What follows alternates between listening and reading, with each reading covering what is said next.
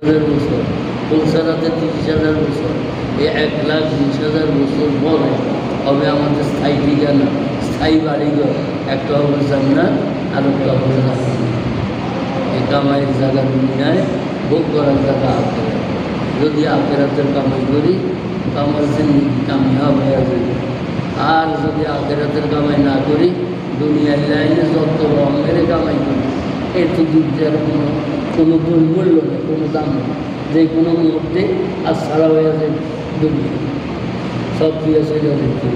তো দুনিয়ার আসবাবের ভিতরে সময় শেষ করে দিলাম, আল্লাহ দিনের লাইনে সময় লাগাইলাম না, আখেরাতের কামাই করলাম না, আখেরাত বরবাদ করে দিলাম। তার দুনিয়ায় শেষ, আমার আখেরাত শেষ। আমার জিন্দগির উদ্দেশ্য হইল আখেরাত, আমার জীবনের মাকসুদ হইল আখেরাত, আমার জীবনের সুখ শান্তি হবে আখেরাত, আমাদের জীবনের